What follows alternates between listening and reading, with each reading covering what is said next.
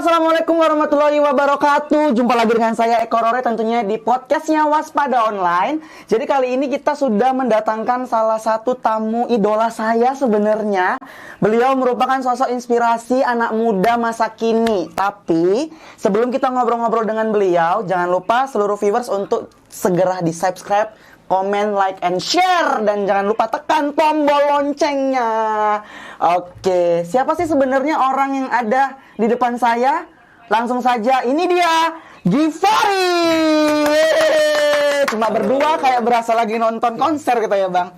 Bang Givari, apa kabar hari ini? Alhamdulillah baik. Gimana aktivitasnya hari ini? Lancar? Lancar, insya Allah. Jualan seperti biasa. Jualan seperti biasa, nggak tegang kan jumpa sama saya kan? Enggak lah ya, siapa sih aku ya kan? Manusia biasa. Oke Bang Givari, tadi sebelum kesini, Abang kemana dulu aktivitas hari ini? Hari ini dari rumah langsung ke Akhirnya Kopi sih. Dari rumah langsung ke Akhirnya Kopi. Iya. Aduh, aku kayak ada rasa-rasa pengen ngulik-ngulik langsung nih kalau dengar kata Akhirnya Kopi. Tapi sebelum aku bahas itu, kita sudah bersama dengan Bang Givari. Bang Givari ini menurut aku adalah sosok inspiratif anak muda masa kini. Kaum milenial yang tidak mempedulikan yang namanya main-main kesana kemari, nggak penting ya. Tapi membuat kegiatannya lebih produktif. Nah, sebelum aku bahas seputar atau mendalam tentang Bang Givari, kalau boleh tahu Bang Givari boleh ceritakan anak keberapa dari berapa bersaudara, kemudian latar belakang keluarga itu seperti apa gitu. Aku lahir di Medan, tanggal 3 Juni tahun 94. Jadi Tunggu, 26 tahun. 3 Juni 94. 94? Ya. Sumpah, merasa tua aku ya Allah. Serius 94? Iya serius, jadi masih 26 tahun. Kok nyesek aku ya. Anak-anak 93. 3 Juni, 3 Juni 1994. Berarti masih 20 habis ulang tahun kemarin ya? Iya, bulan 6. Bulan 6 habis ulang tahun. Bintangnya? Gemini. Oh, memang Gemini tuh orangnya suka-suka cari duit ya, usaha terus, segala macam dijual gitu ya. Oke, anak keberapa tadi Bang? Anak pertama dari 4 bersaudara. 4 bersaudara. Yang anak kedua ketiga? Yang kedua cowok, ketiga cewek, yang terakhir cowok. Yang terakhir cowok, berarti cewek cuma 1? Iya, betul. Oke, kalau boleh tahu dari 4 bersaudara ini, yang paling dekat dengan sosok ibu dan ayah itu siapa? Abang dekatnya kemana?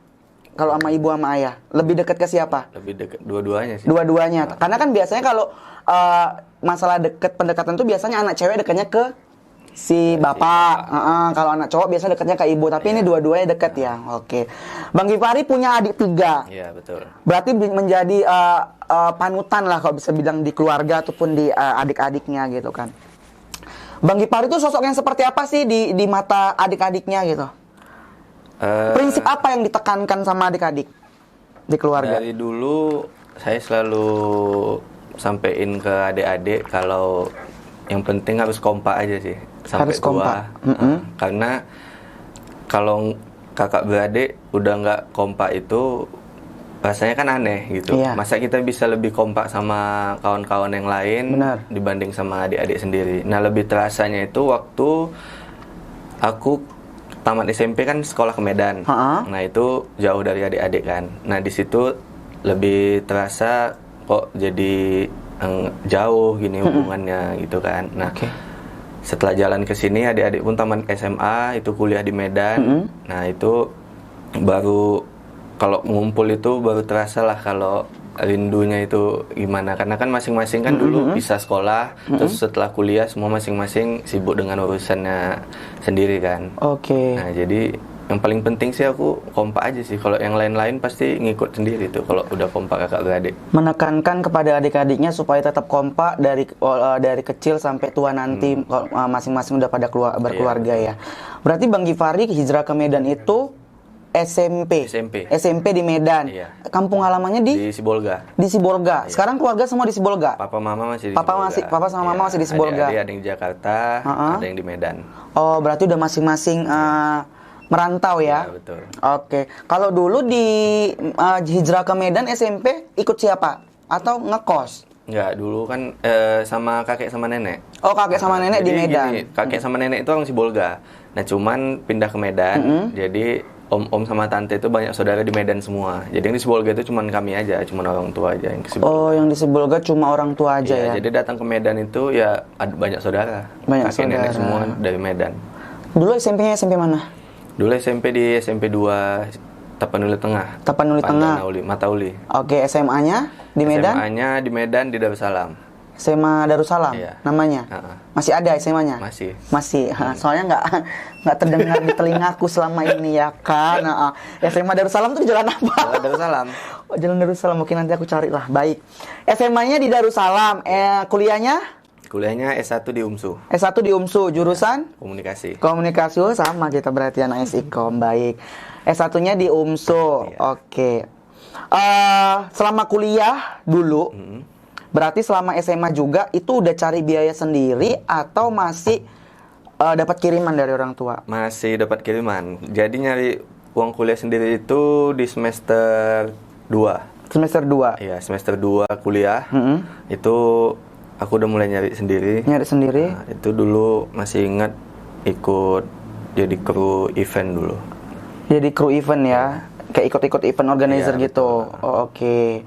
Nah, pada saat memilih untuk SMA ke Medan, ada larangan orang tua nggak? Udah nggak usah lah, udah kau kuliah aja, sekolah aja di sini di Sibolga, nggak usah ke Medan. Ada nggak sebelumnya kayak gitu? Itu udah pasti ya, karena dulu mama sama papa itu ngelarang ke Medan. Maksudnya ya selesain aja dulu sampai SMA di Sibolga. Kalau kuliah baru bebas terserah mau pilih di mana aja. Gitu. Nah cuman waktu itu berkerasnya aku minta ke Medan itu karena di Sibolga itu rasanya apa ya, udah nggak sesuai dengan kemauanku sih cara berkawannya waktu itu, karena pada saat itu ada beberapa kawan-kawan yang nggak sejalan denganku lah, jadi nggak nyaman lagi, jadi itu alasan untuk pindah ke Medan. Oke. Ada pemikiran tersendiri untuk oke lah kayaknya tidak memungkinkan nih kalau aku terus bertahan di Sibolga, makanya Iya, aku betul. pergi ke harus pindah ini. Harus pindah ke Medan. Pada saat di Medan gimana? Lihat suasana, pasti ada tantangan terbaru kan, beda kan kalau kita sekolah di daerah sama ibaratnya Medan kan sebagai ibu kotanya nih, Iya, dari Sumatera Utara. Ada adaptasinya susah atau lama sih proses adaptasi? Nggak terlalu susah sih aku untuk adaptasi ya, karena setiap libur sekolah dulu aku selalu liburannya kan ke Medan, karena saudara sepupu semua kan di Medan, jadi nggak lama juga. Terus aku juga orangnya yang gampang nyari kawan dan mungkin gampang dikawani. Gampang bergaul, gampang dikawani, Iya, gampang betul. disakiti nggak? Gampang juga. Aduh sedihnya. Kayaknya nih istilah akhirnya nih kayak ada makna. Oke, baik, sebelum kita bahas ke akhirnya, berarti mudah berteman, humble sama anak Libra sama anak Gemini itu sama mikir. Ya. Kayaknya kita cocok. Kayaknya kita cocok. Aduh. Gawat nih kayaknya nih. Ini maksudnya cocok nanti untuk berbisnis ya, Bang. Misalnya abang punya usaha akhirnya kopi, mana tahu aku bisa jadi adminnya, aku geser tuh admin yang sekarang. Kayaknya dia mulai tersenyum di balik layar ini. Oke. Nah, Kak tadi kan mudah berteman, terus akhirnya bisa beradaptasi di Medan dan akhirnya kuliah di Medan, udah banyak teman juga. Pada saat nge-crew, jadi crew event organizer, itu pertamanya mengajukan diri atau ajakan teman? Waktu itu aku yang ngajukan diri. Oke. Karena aku bergaulnya dari dulu dengan senior-senior aku ya. Dulu waktu mulai SD, aku lebih senang berkawan sama yang di atas aku. Jarang aku punya kawan yang sekelas. Yang sebaya. Yang sebaya. Oke. Gitu. Nah, sampai di kuliah pun juga gitu. Jadi kan aku lihat waktu ngumpul itu abang-abangan aku itu banyak yang kerja di event gitu kan. Oke. Jadi aku tanya lah, "Bang, aku mau nyari uang sendiri. Ajaklah aku kalau ada kerjaan gitu kan." Nah, pertama kali aku diajak itu tahun 2012 event ngurusin sampah. Ngurusin sampah. Ya. Jadi waktu itu ada konser. Aku lupa konser apa di lapangan Benteng. Oke. Jadi aku disuruh ngurusin petugas sampah, memastikan kalau setiap 15 menit sekali jangan ada sedikit pun sampah di lapangan itu. Berarti koordinator untuk ngurusin kebersihan. Oke, ngetim di situ pertama kali. Pertama kali. Ikut. Waktu itu gajinya satu hari masih 125.000. Tahun berapa itu Bang? 2012. 2012. Itu masih kuliah ya? Masih kuliah. Masih kuliah ya? Semester 2 ya? Oke, sama berarti. Saya juga semester 2. Oke, dibayar 120.000 jadi koordinator kebersihan. Dulu ikut IO pertama kali, IO siapa? Waktu itu pertama kali Mata Kail atau Lalume, aku lupa. Pokoknya udah IO besar juga ya di Medan betul. ya. Oke. Nah, akhirnya ikut event di situ, terus dapat koordinator jadi kebersihan untuk ngatur kebersihan di sekitar event. Apa yang Abang rasakan dan akhirnya suka dengan dunia event sebelum Abang beralih nanti yang kita bahas ini? Jadi aku kerja di event itu sampai tahun 2015. Nah, kenapa aku bertahan di situ? Karena memang aku orangnya suka yang kerja di lapangan. Terus kalau kerja event itu kan kita kerja sambil hiburan juga. Gitu. Pasti kan setiap ada event itu kan ya kalau konser musik udah pasti ada nyanyi gitu kan, atau konser-konser yang atau event-event yang lain itu kan pasti ada hiburan-hiburannya gitu kan. Nah, aku mikirnya ya nggak terlalu berat sih kerjaannya. Maksudnya kita enjoy juga, kerja juga nggak banyak tekanan gitu kan. Bagi aku kerja di event itu nggak banyak tekanan karena memang aku senang ngerjainnya gitu. Nah, terus banyak ketemu orang gitu. Mulai dari ya kalau eventnya event pemerintahan ya kita ketemu pejabat, event yang misalnya kayak produk-produk tertentu itu ya kita ketemu bos-bosnya gitu kan, ketemu orang-orang kreatif-kreatifnya gitu. Jadi sambil belajar juga waktu itu. Pada saat itu dan memang suka dengan dunia event gitu. Berapa tahun Abang menjalani dunia event, Bang? 3,5 tahun. 3,5 tahun. Sampai 2015. Berarti itu masih proses kuliah? Iya, sambil kuliah. Sambil kuliah ya. Oke. Jadi waktu itu kerja sambil kuliah, kadang kuliah pun ada yang ketinggalan juga gitu. Tapi alhamdulillah bisa selesai sih aku 4 tahun. Alhamdulillah selesai 4 tahun ya. 2016 selesai. Oke. Bang Gif, suka dengan dunia event dan akhirnya bergelut di dunia event. Kemudian sekarang malah justru larinya ke wirausaha atau jadi pengusaha muda milenial. Yang di saat sekarang anak-anak seumuran Abang, seumuran kita ya, masih bisa dibilang seumuran kita masih yang suka nongkrong ke sana kemari nggak jelas, duduk terus nanti pulang, ibaratnya nggak berfaedah kalau bahasa anak sekarang nongkrongnya gitu. Nah, akhirnya Abang memutuskan untuk buka si tongkrongan ini. Anak muda, umurnya juga masih 26, itu masih kategori muda. Apa sebenarnya misi Abang ngebuka usaha ini? Akhirnya kebuka pikiran aku itu waktu tahun 2018. Ya. Jadi setelah kerja di dunia IO, aku juga pernah jadi wartawan waktu itu. Jadi ya di tabloid Imaji waktu itu aku jadi wartawan yang ngurusin yang media online. Media online. Nah, setelah itu aku sempat jadi marketing communication di Harley Davidson. Nah, setelah itu adalah beberapa pekerjaan lagi. Nah, aku ngerasa kok kerjaannya gini-gini aja gitu kan. Nah, akhirnya aku ngerasa jenuh dengan pekerjaan aku yang ya walaupun aku suka di lapangan, ketemu dengan orang banyak, ini kok gini-gini aja gitu kan.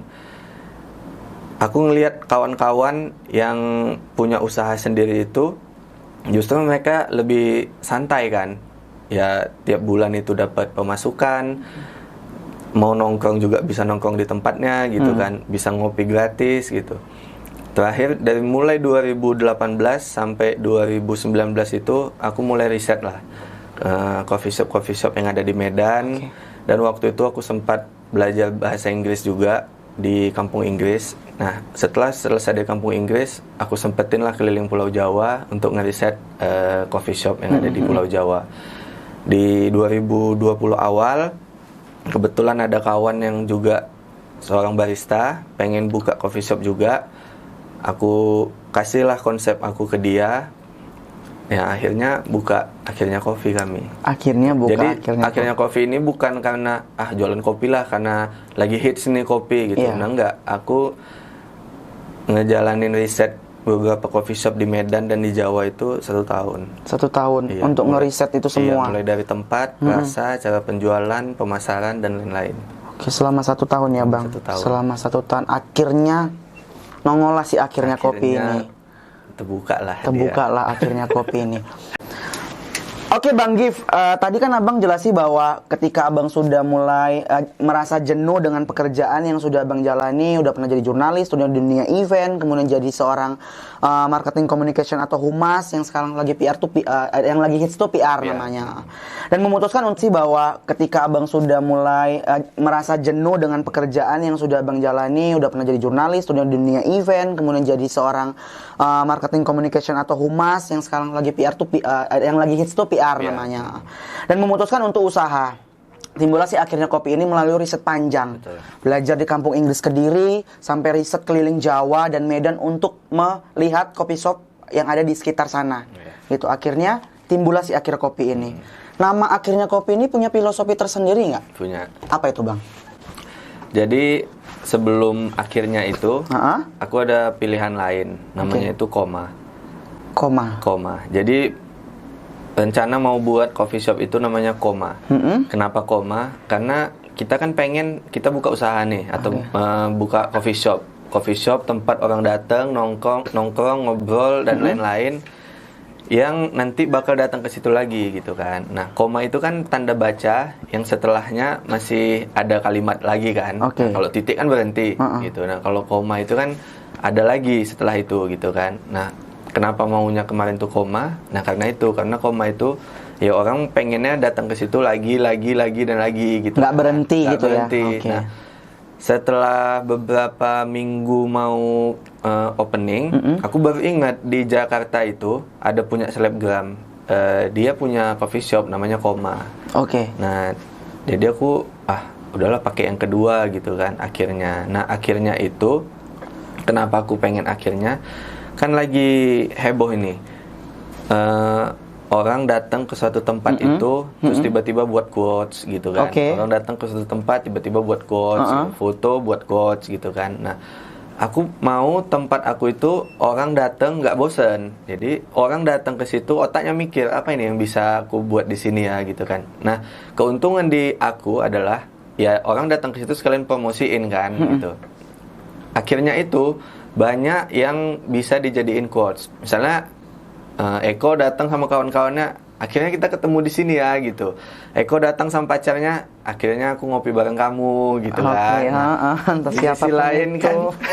Assalamualaikum. Di sisi lain kan akhirnya itu adalah kalimat suatu pencapaian gitu. Akhirnya punya usaha sendiri, akhirnya punya coffee shop sendiri. Dan maknanya banyak ya Bang? Maknanya banyak. Yang pertama kata akhirnya itu bisa dibuat untuk coach yang galau, yang senang, bahkan yang inspirasi juga betul. Bisa ya Bang. Iya sih kemarin aku juga pernah cobain ini dan aku buat coach itu dan banyak yang nanya.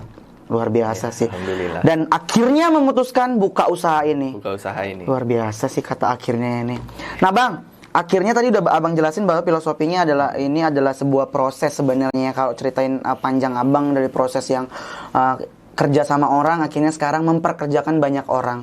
Tapi sebelum kita bahas ke situ, ada nggak memang jiwa-jiwa bisnis sebelumnya di keluarga Abang, mungkin dari ayah atau ibu atau nenek atau bahkan om dan keluarga lingkup Abang? Sama sekali nggak ada. Jadi notabene dulu apa mereka?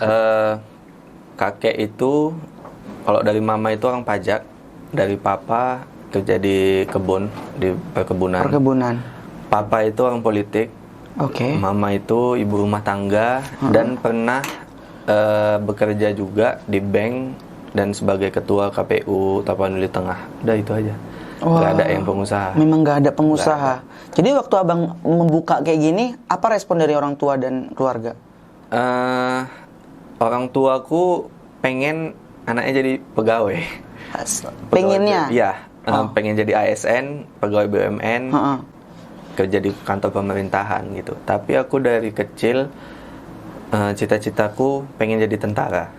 kalau nggak lulus tentara pengen kayak papa, politikus gitu. Nah cuman waktu tamat SMA aku pernah tes Akmil, itu sampai 2 kali, tes IPDN sekali, selalu kalah karena di telapak kaki.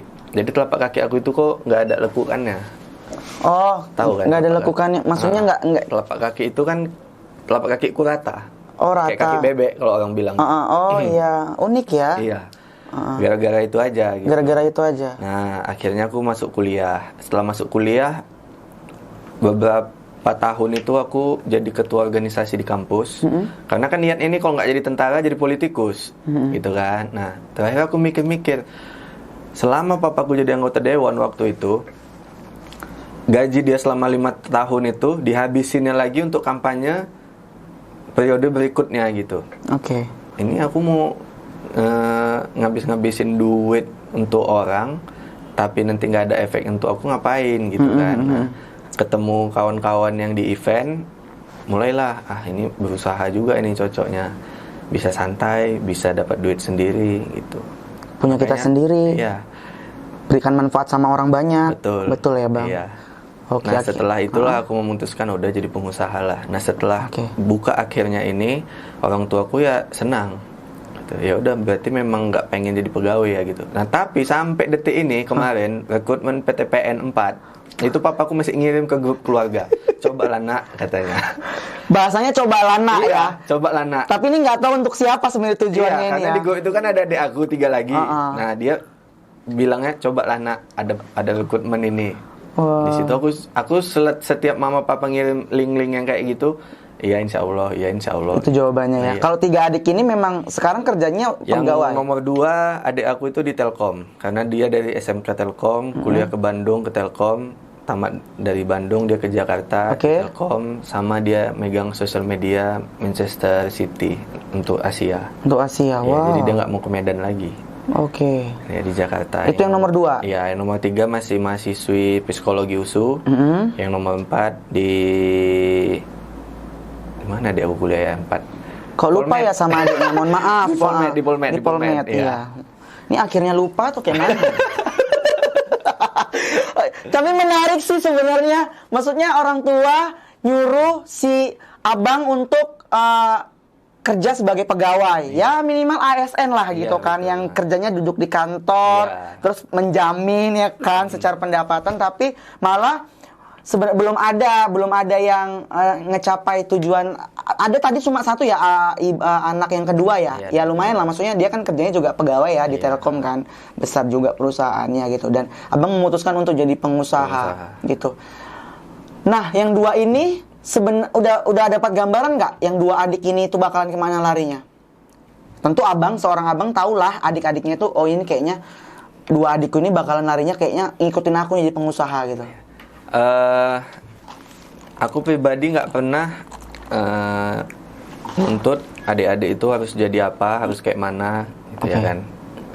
Ya berjalan aja gitu. Sama yang kayak nomor 2. Yang nomor 2 itu dulu gila bola, gila main PS gitu kan. Aku nggak tahu kapan dia belajar, tiba-tiba masuk SMK Telkom. Aku nggak tahu kapan dia belajar lagi, tiba-tiba masuk Universitas Telkom gitu kan. Nah, dan aku cuman bilang ke adik-adik, terserah mau kuliah di mana, terserah mau jadi apa, mau kerja apa, yang penting bagus-bagus. Itu aja, bagus-bagus yang baik-baik. Aku nggak pandai yang harus gini gitu. Selama aku tengok dia masih bagus-bagus dan baik-baik aja, ya nggak ada problem sama aku. Nah kalau yang nomor 3 itu sesuai dengan jurusan di perkuliahannya, psikologi. Ya dia memang cocok jadi psikolog karena dari kecil, mungkin karena dia sendiri perempuan ya, cuman dia yang sering nasihatin kami, yang ngasih tahu, bang nanti kalau kayak gini nanti jadinya gini loh, gini. Nah rupanya masuk jadi psikolog. Itu yang nomor 3. Yang nomor 4 di Polmed. Yang nomor 4 di Polmed. Jurusannya? Nah itu aku nggak tahu. Itu nggak tahu, tapi bang keren lah bang, sumpah. Ini anak 4 dengan bidangnya masing-masing. Si abang pengusaha kopi, 1 lagi Telkom, 1 lagi si psikolog, 1 lagi di Polmed. Kalau Polmed tuh biasanya di bidang-bidang statistik kalau nggak salah komputer ya. Komputer ya. Jadi ini bisa kolaps nih nanti nih menurutku, ya kan?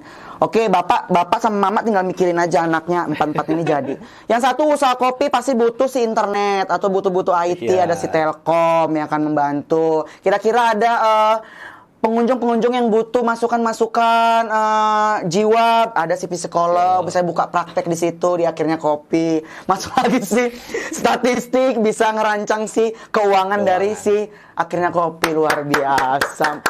4 orang memenuhi semua ya Bang. Oke. Insya Allah jadi kebanggaan orang tua lah. Amin, udah pasti tuh harus anak tuh harus jadi kebanggaan orang tua gitu. Oke Bang, kembali ke akhirnya kopi. Ternyata si keluarga tidak ada basic pengusaha. Oke. Tapi sebelum aku kembali ke sini, aku kemarin baca artikel Abang yang Abang kirim ke aku. Abang pernah juga menjadi salah satu orang yang cukup berpengaruh di dunia politik. Oke. Pernah menjadi ajudan pribadi yang sekarang menjadi wakil gubernur Provinsi Sumatera Utara, yaitu Bang Ijek. Berapa tahun kemarin jadi asisten pribadinya Bang Ijek? 2 tahun. 2 tahun. Iya. Awal mulanya bisa ditarik atau bisa direkrut jadi ajudan apa? Waktu itu jadi marketing communication di Harley Davidson. Oke. Nah, itu kan punya beliau. Jadi waktu menuju masa kampanye, masih mempersiapkan masa pencalonan, beliau nanya ke saya, Givari ikut. Saya kan manggilnya Om kan, Givari ikut Om yuk gitu kan. Jadi fotografer aja lah dulu katanya. Jadi selama kegiatan ini Givari yang foto-fotoin, sekalian ngurusin sosial media. Oke. Nah, saya ingat waktu itu saya yang buatin beliau Instagram, karena memang waktu dulu beliau kan sama sekali nggak ada sosial media. Nggak main sosial media, benar-benar.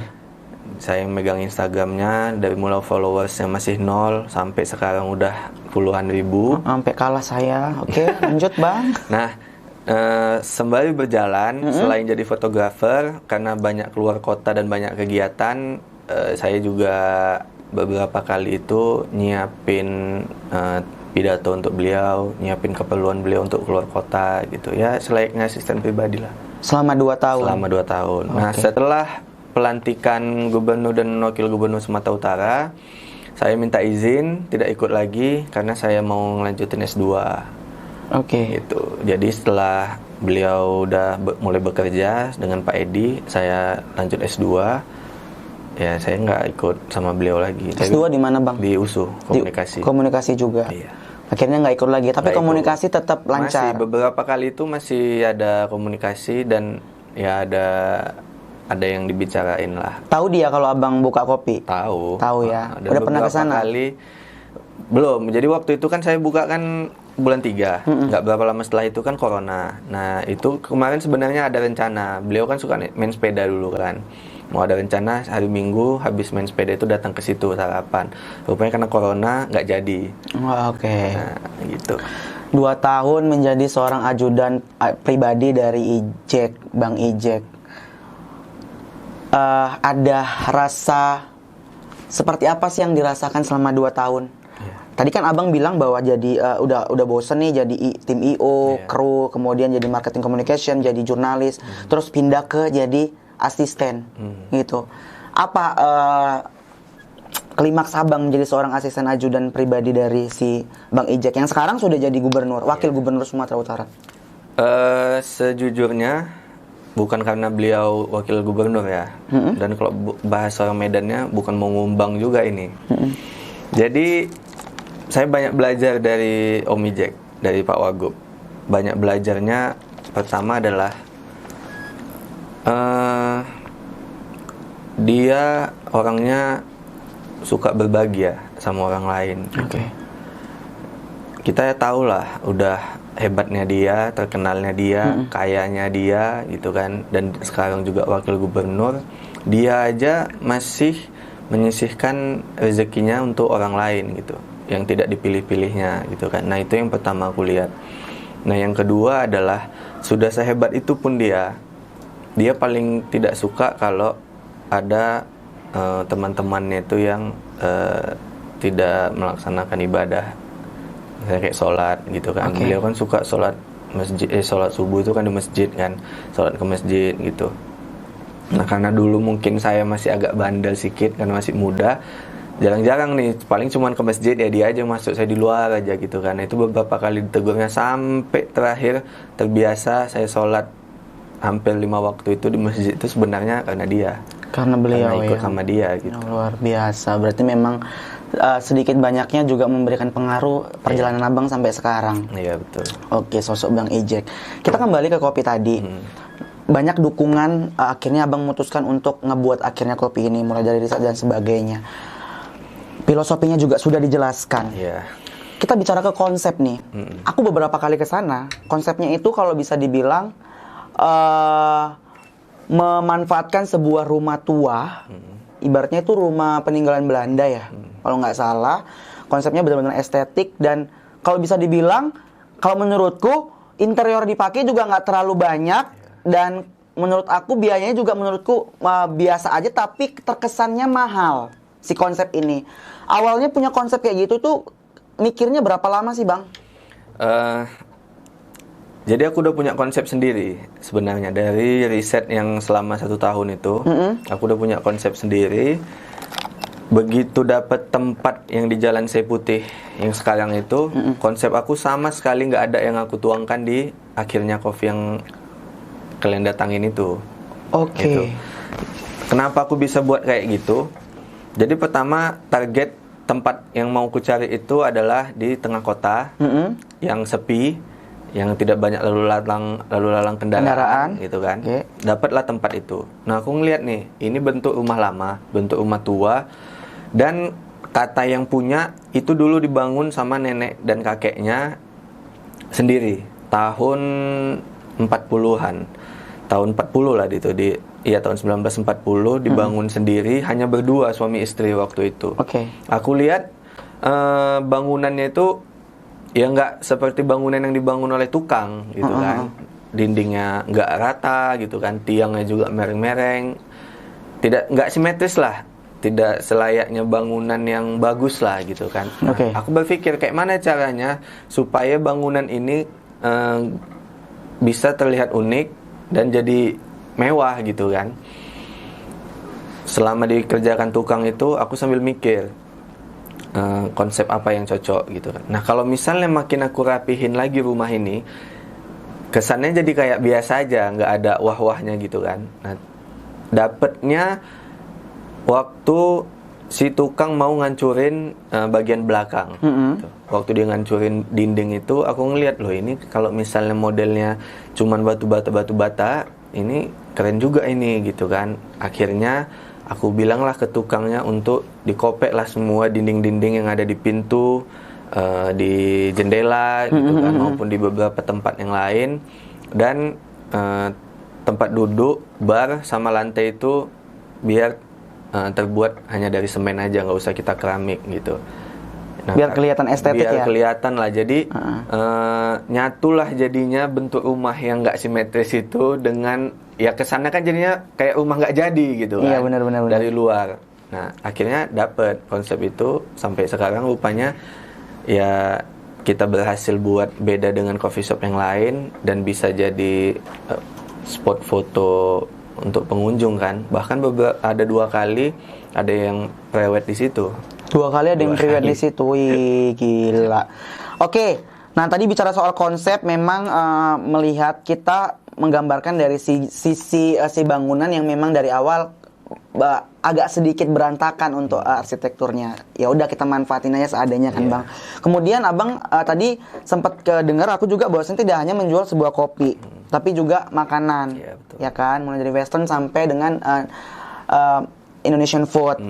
Ada berapa menu kalau boleh tahu makanannya, dan yang paling diidolakan di akhirnya kopi itu apa? Kalau untuk makanan itu, makanan berat ada sekitar 8 atau 9 ya, makanan berat. 8 sampai 9. Ya, kalau snack itu ada 4 kalau nggak salah. Ada 4. Iya. Jadi yang paling best seller ya, best seller yang paling favorit di akhirnya coffee itu untuk makanan berat itu ada chicken cordon bleu. Chicken cordon bleu? Nah, ada chicken cordon bleu, ada mie tek Sibolga. Wah, ada makanan daerah juga ya? Juga ya. Kalau untuk snack itu ada bakwan sama snack platter. Oke, itu yang paling best seller di situ ya. Oke, berarti makanan aku best seller juga mungkin bagi aku ya, si nasi goreng ikan teri. Wah, kok lapar aku ya, say. Oke, Bang Gif. Tadi menunya ada banyak lah. Itu ada mau nambah lagi nggak rencana? Rencana bulan Agustus ini kita ada ngeluarin menu baru. Bulan Agustus ini? Oke, bulan Agustus nanti kita tunggu aja ya. Namanya coming soon ya. Kadang kan waktu juga bisa berubah-ubah. Iya, mudah-mudahan Agustus udah keluar ya menu barunya. Jadi aku makannya nggak ikan teri, nggak makan nasi goreng ikan teri aja. Tapi enak, sumpah itu enak kali loh. Nggak bohong loh aku, nggak cakep kaidah-kaidah aku aja ini. Memang enak sana, makanya aku tuh kesana itu pasti. Ya kalau aku mau targetkan sih, aku selalu bilang sama admin yang namanya Nisa itu, aku pokoknya mau datang seminggu sekali ke sana. Oh ya bagus Pak Eko datang kok seminggu sekali ke sini, tapi jangan pas jumpa aku ya katanya gitu. Terus maksudku apa? Aku nggak minta endorse lo ke sana. Oke. Menunya lumayan banyak dan memang nggak jualan minuman aja gitu. Kalau minumannya yang paling favorit? Yang paling favorit itu ada akhirnya pas. Akhirnya pas itu signature-nya ya. Oke. Kopi susu gula aren. Terus ada honey latte regal. Honey latte regal. Itu espresso campur madu, campur biskuit regal. Iya, Itu lumayan kenyang sih kalau makan. Lumayan kenyang minum ya. Itu. Oke. Kalau non coffee itu ada taro, matcha, velvet. Teh sih enak. Terus ini ada aku lihat ada yang botol gini. Ini memang literan dijual. Iya.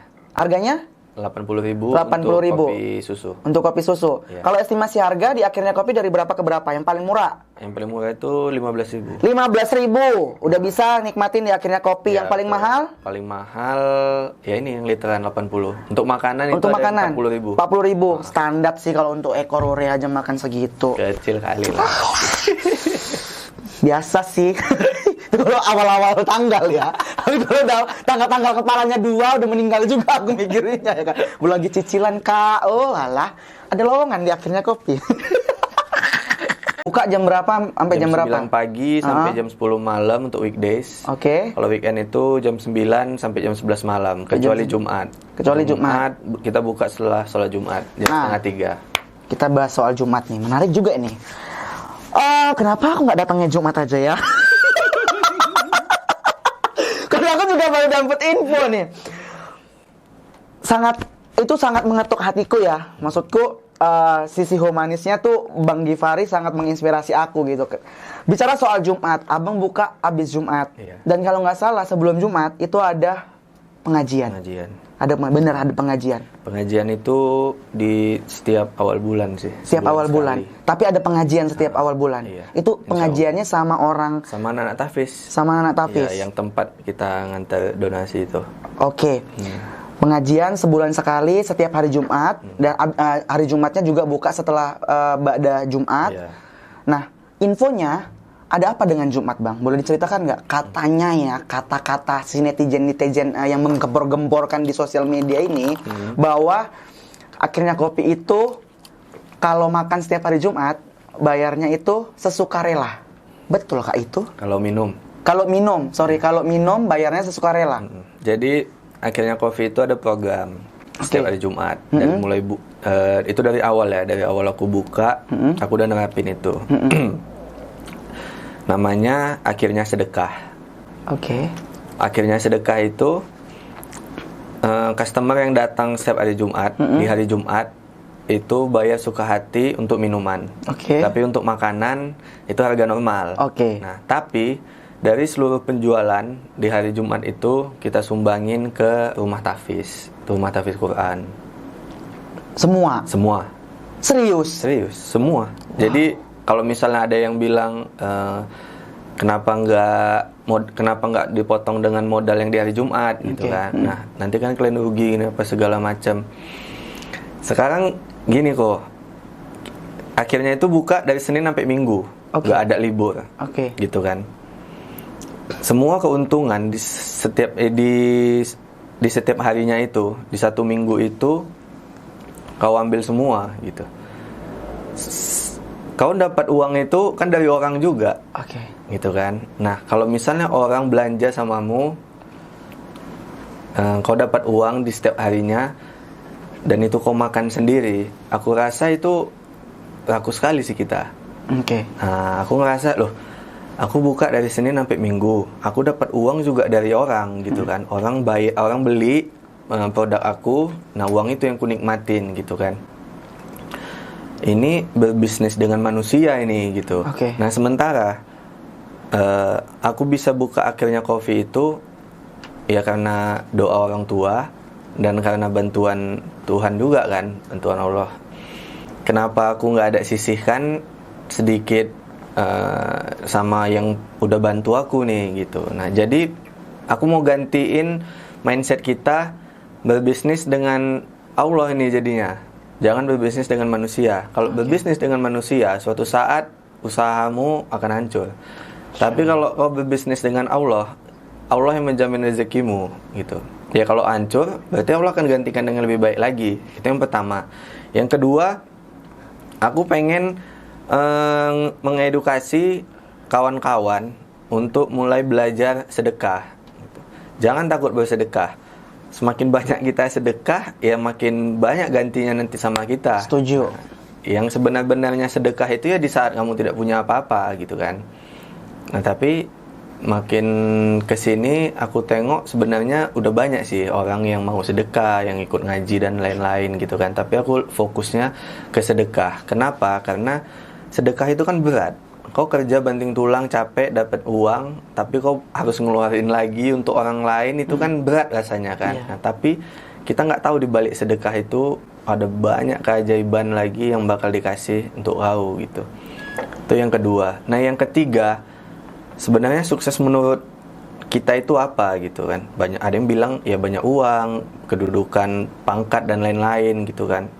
Kalau menurut aku kesuksesan itu bukan seberapa banyak duit yang kau dapat sebenarnya Pak Eko. Kesuksesan itu seberapa banyak orang yang terbuka pikiran karenamu, seberapa banyak bisa kau berikan manfaat untuk orang lain, dan seberapa banyak orang yang bisa berkembang karena kau gitu. Terbaik kali Pak Givari. Kau miskin pun tapi kalau kau bisa menginspirasi orang, kau udah sukses namanya. Wow. Menurut aku ya. Makanya aku buatlah sedekah Jumat itu, dan aku kasih sumbangannya itu ke tahfiz Quran. Kenapa nggak ke panti asuhan? Udah banyak orang kaya yang ngasih ke anak yatim panti asuhan. Sementara orang lupa sama tahfiz Quran. Tahfiz Quran itu, anak-anak tahfiz Quran itu adalah yang dijamin bakal masuk surga beserta keluarga-keluarganya dan orang yang didoakannya gitu. Ya Allah, kok sedih lah aku nih. Ini laki-laki idola loh, ya ampun. Kok istri yang dapetin pasti beruntung nih kayaknya. Kapan nikah bang? Doain aja lah. MC-nya saya maksudnya. Ini Masya Allah kali, sumpah hari Jumat itu menginspirasi bagi aku. Artinya aku tuh dapat sebuah quote yang abang bilang bahwa sukses itu bukan dari seberapa banyak yang kita punya, tapi seberapa banyak yang kita kasih dan beri manfaat sama orang lain. Itu yang selalu aku ingat dari Bang Givari. Luar biasa. Jadi nanti kalau misalnya aku hari Jumat datang ke sana, jangan karena aku dapat minuman mau nyumbang seikhlasnya ya, karena kebetulan memang aku main ke sana.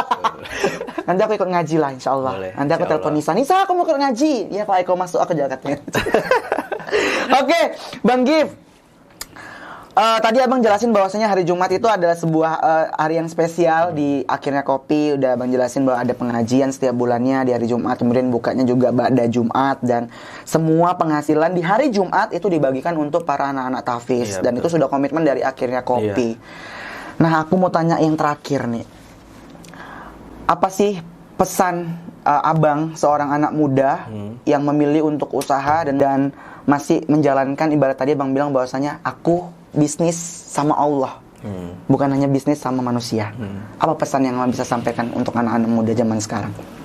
Untuk anak muda zaman sekarang, yang penting itu jangan takut. Jangan takut. Ya, apapun pekerjaanmu, ya jalanin sesuai dengan sesuai apa ya? Sesuai SOP-nya lah ya. Ya sesuai dengan bagaimana mestinya, ya jalanin. Kita nggak tahu rezeki kita ke depan itu bakalan ada apa enggak, bakalan dirubah atau tidak gitu kan. Nah tetaplah bekerja, tetap berdoa, dan yang penting itu dia tadi, jangan lupa sedekah gitu. Kalau misalnya banyak orang kan yang ngeluh, aku bosan lah kerjaan aku gini-gini aja gitu kan. Ya kita harus ingat dulu sebelum kita dapatkan pekerjaan itu, kita kan ngantri nih dengan beberapa banyak pelamar yang melamar kerja gitu kan. Ya kau ingatlah waktu kau ngelamar kerja dulu, kau berusaha mati-matian untuk dapatkan pekerjaan kau itu. Tapi kau bisa mengalahkan beberapa puluh bahkan ribuan orang yang nggak lulus gitu kan, kau yang terpilih. Setelah kau terpilih, kau malah ngeluh gitu. Berarti kan banyak nih orang yang mau gantikan posisi kita. Benar. Itu aja, banyak berkaca aja sih. Banyak berkaca diri sendiri ya. Iya, Jangan suka nyinyirin orang lain juga ya. Nah, aku juga dulu nggak ada kepikiran kan aku bakal jadi pengusaha. Oke. Nah, aku dulu mikirnya, iya aku ini bakalan jadi suruh-suruhan orang aja nih terus, bakalan punya bos terus nih gitu kan. Oke. Nah, terakhir karena berani dan punya pemikiran yang luas lah untuk buka usaha yang tidak sama dengan usaha-usaha yang sudah ada, ya akhirnya Coffee. Terima kasih Bang Givari udah menceritakan kehidupannya bersama saya. Mudah-mudahan saya orang yang pertama yang Abang ceritakan kehidupan Abang sama saya ya. Biar saya bisa nanti mencarikan sosok jodoh yang cocok buat Abang. Abang udah punya pacar? Udah. Bukan yang dibilang barusan tadi waktu kita break kan? Bukanlah pastinya. Oke Bang Givari, mudah-mudahan usahanya lancar, mendapatkan keberkahan dari Allah Subhanahu Wa Taala, tetap humble, tetap menginspirasi, dan pastinya tetap ingat aku nanti kalau ada acara-acara ya bisalah diperdayakan aku ya kan. Buat para netizen tadi, ingat kata Bang Givari, berkacalah di muka kau sendiri ya, di cermin kau sendiri, jangan ngikutin orang. Oke, terima kasih Bang Givari atas waktunya, dan teman-teman semua seluruh viewers jangan lupa ya tonton nanti podcast kita, dan jangan lupa di subscribe, comment, like, and share, dan jangan lupa tekan tombol loncengnya. Thank you Bang Givari.